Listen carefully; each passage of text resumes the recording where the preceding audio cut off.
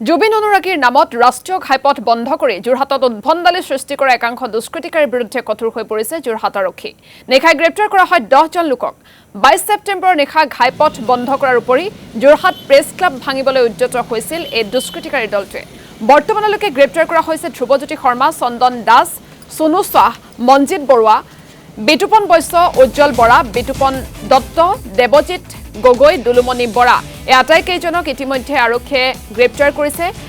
জুবিন গাৰ্গৰ নশ্বৰ দেহ যোৰহাটলৈ নিয়াক কেন্দ্ৰ কৰি যিহেতু যোৰহাটত এক উত্তপ্ত পৰিস্থিতিৰ সৃষ্টি হৈছিল, একাংশ উন্মত্ত লোকে ৰাজপথ বন্ধ কৰি ৰাষ্ট্ৰীয় ঘাইপথ বন্ধ কৰি তেওঁলোকে এক অভাৱনীয় পৰিস্থিতিৰ সৃষ্টি কৰিছিল আৰু তাৰ পাছতে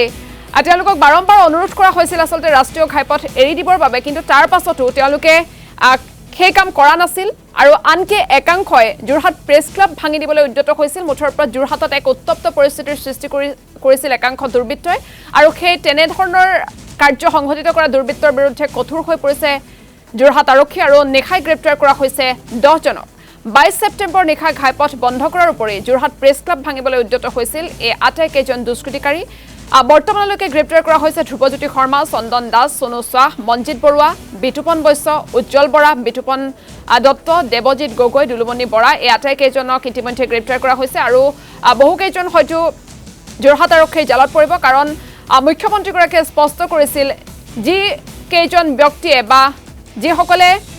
এনেধৰণৰ কাণ্ড সংঘটিত কৰিছে বা ৰাষ্ট্ৰীয় ঘাইপথ বন্ধ কৰি সাধাৰণ জনতাক অসুবিধাৰ সৃষ্টি কৰিছিল বা সমস্যাৰ সৃষ্টি কৰিছিল সেইসকলৰ বিৰুদ্ধে আৰক্ষী কঠোৰ হ'ব। আৰু ইফালে যোৰহাটত উপস্থিত হয় CIDৰ দল। জুবিন গাৰ্গৰ সন্দেহজনক মৃত্যু সন্দৰ্ভত দাখিল কৰা এজাহাৰকাৰীক সোধা পোছা। যোৰহাটত বৰ্তমানলৈকে জুবিন গাৰ্গৰ মৃত্যুৰ তদন্ত বিচাৰি 5খনকৈ এজাহাৰ দাখিল কৰা হৈছে। যোৰহাটৰ বিভিন্ন থানাত দাখিল কৰা হৈছে এজাহাৰ। CIDৰ দুজনীয়া দলটোৱে ভোগটোৱে আৰক্ষী চকীত এজাহাৰকাৰীক সোধা পোছা কৰে। সোধা পোছাৰ অন্তত যোৰহাট সদৰ থানাত উপস্থিত হয় CIDৰ দলটো। আৰু সবিশেষ জানিবৰ বাবে আমি ফোনলাইন যোগে সংযুক্ত হৈছোঁ পৰমানন্দ বৰা আমাৰ সৈতে আছে। পৰমানন্দ বৰা, যিহেতু এতিয়া ৰাজ্যজুৰি জুবিন গাৰ্গৰ মৃত্যুৰ ঘটনাটোক লৈ যথেষ্ট ৰহস্যৰ সৃষ্টি হৈছে আৰু যোৰহাটতো এজাহাৰ দাখিল কৰা হৈছে, গতিকে কালিৰ দিনটোত CIDয়ে কেনেধৰণৰ ভূমিকা গ্ৰহণ কৰে, কাক কাক সোধা পোছা কৰা হয়, সবিশেষ আপোনাৰ জৰিয়তে জানিব বিচাৰিছোঁ। নিশ্চয়কৈ এচেংপা চাওক, মুখ্যমন্ত্ৰীজনে কোৱাৰ দৰে জুবিন গাৰ্গৰ অন্ত্যেষ্টিক্ৰিয়া সমাপ্ত হোৱাৰ পিছতে গৃহ বিভাগ ইতিমধ্যে সৰব হৈ পৰিছে। দেখা পোৱা গৈছে যে যোৰহাট আৰক্ষী ইতিমধ্যে সৰব হৈ পৰিছে আৰু এটা সময় আছিল সময়ত দেখা পোৱা গৈছিল যে জুবিন দা যিহেতু যোৰহাটৰ সন্তান আছিল, জুবিন গাৰ্গে যোৰহাটৰ পৰাই সংগীতৰ যাত্ৰা আৰম্ভ কৰিছিল। সেইবাবে এটা সময় পৰ্যায়লৈকে যোৰহাটবাসীয়ে আশা কৰিছিল জুবিন দাৰ পাৰ্থিৱ শৰীৰটো যোৰহাটলৈ অনাৰ বাবে যোৰহাটবাসীয়ে আশা কৰিছিল, কিন্তু যেতিয়া এটা পৰ্যায় পালেগৈ যে কোনো কাৰণত শৰীৰটো আনিব পৰা নাযায় আৰু মুখ্যমন্ত্ৰীগৰাকীয়ে ঘোষণা কৰিলে যে সমাধি ক্ষেত্ৰ এখন যোৰহাটতো হ'ব, এখন ফিল্ম চিটিৰ কথা ঘোষণা কৰিলে আৰু যি অস্থি যোৰহাটলৈ অনাৰ কথা ঘোষণা কৰিলে। তাৰপিছত এটা পৰ্যায়ত যোৰহাটবাসীয়ে মানি ল'লে যে এয়াই ঠিক আছে আৰু কোনো কাৰণত জুবিন দাই এতিয়া শৰীৰটো আনিব নালাগে, কাৰণ যথেষ্টখিনি সময় উকলি গৈছে। যোৰহাটবাসীয়ে এই কথা মানি লৈছিল, কিন্তু তাৰপিছত দেখা পোৱা গৈছিল যে একাংশ দুষ্কৃতিকাৰীয়ে এই কথাবিলাকৰ আলম লৈ তেওঁলোকে যোৰহাটৰ যি অজন্তা বাইপাছ আছে, অজন্তা বাইপাছত তেওঁলোকে গোটেই ৰাষ্ট্ৰীয় ঘাইপথটো অৱৰোধ কৰিছিল আৰু 24 ঘণ্টামান অৱৰোধ কৰাৰ পিছত এনে পৰ্যায় পাইছিলগৈ যে উজনি নামনিৰ সংযোগ বিচ্ছিন্ন হৈ পৰিছিল আৰু তেওঁলোকে বিভিন্ন ধৰণৰ যান বাহনৰ আক্ৰমণ কৰিছিল, তেওঁলোকে এম্বুলেন্স ৰখাই থৈছিল, তেওঁলোকে এনেকুৱা এটা পৰ্যায় পাইছিলগৈ যে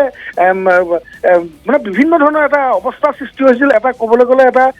বিশেষ পৰিৱেশৰ সৃষ্টি হৈছিল আৰু সেই গোটেই কথাটো সমৰ্থন কৰা নাছিল যোৰহাটবাসীয়ে, গোটেই কথাটো সমৰ্থন কৰা নাছিল যোৰহাটৰ সাংবাদিক মহলে, যোৰহাটৰ প্ৰেছ ক্লাবে সমৰ্থন কৰা নাছিল আৰু এটা পৰ্যায় এনেকুৱা হৈছিলগৈ তেওঁলোকৰ যিসকল আমি তেওঁলোকৰ লাইভ নকৰাৰ কাৰণে, আমি তেওঁলোকৰ বা বাতৰি নকৰাৰ কাৰণে সেই প্ৰতিবাদকাৰীসকলে যোৰহাট প্ৰেছ ক্লাব ভাঙি দিওঁগে এনেকুৱা ধৰণৰ মন্তব্য তেওঁলোকে কৰিছিল। আৰু তাৰপিছতে দেখা পোৱা গৈছিল যে কালি অন্ত্যেষ্টিক্ৰিয়া হোৱাৰ পিছতে যোৰহাট আৰক্ষী সৰব হৈছে আৰু সেইসকল দুষ্কৃতিকাৰীক ইতিমধ্যে এজন এজনকৈ আটক কৰিবলৈ আৰম্ভ কৰিছে আৰু কালি নিশা 10 জনকৈ আৰক্ষী আটক কৰিছে। সদৰ থানাত 7 জন, ঠিক পুলিবৰ আৰক্ষী থানাত 3 জন, এনেকৈ বিভিন্ন থানাত যি গোচৰ ৰুজু হৈছে সেই গোচৰৰ ভিত্তিত তেওঁলোকক আটক কৰিবলৈ আৰম্ভ কৰিছে। আৰু যোৰহাট প্ৰেছ ক্লাব ভাঙি দিওঁগে বুলি যিজন যুৱকে কৈছিল, চন্দন দাস নামৰ তিয়কৰ সেইজন যুৱক, ইতিমধ্যে চন্দন দাস আৰু তেওঁৰ লগৰীয়া 3 জনকো ইতিমধ্যে যোৰহাট আৰক্ষীয়ে কালি দিনতে আটক কৰিছে আৰু সৰব হৈছে যোৰহাট আৰক্ষী। আৰু দীঘলীয়া তালিকা আছে আৰু যথেষ্টখিনি এনেধৰণৰ উদণ্ড জুবিন অনুৰাগীৰ নামত উদণ্ড যুৱক আটক কৰিবলৈ এনেকুৱা দীঘলীয়া দীঘলীয়া তালিকা আছে আৰু তাৰ সমানে সমানে দেখা পোৱা গৈছে কালিৰ দিনটোত যোৰহাটত যিহেতু জুবিন দাৰ যি মৃত্যু সেই মৃত্যু ৰহস্যজনক বুলি 5খনকৈ এজাহাৰ দাখিল হৈছিল আৰু 5খনকৈ এজাহাৰ যিহেতু গোটেই সমগ্ৰ বিষয়টো CIDক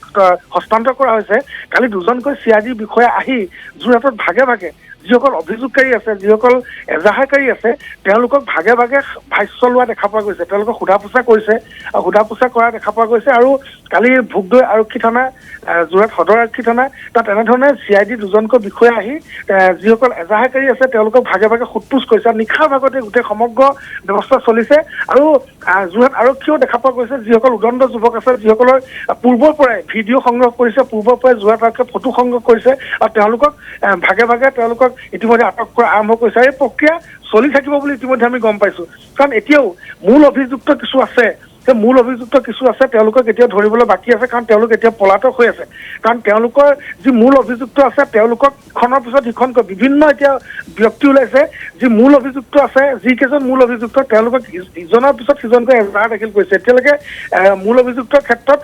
কেইবাখনো ভাগে ভাগে এজাহাৰ দাখিল হৈছে কিন্তু এটা কথা মই আশংকা কওঁ যে সমগ্ৰ বিষয়টো ইতিমধ্যে পুলিচে চৌমতো কেছ লৈছে আৰক্ষীয়ে চৌমতো কেছ লৈছে আৰু তেওঁলোকে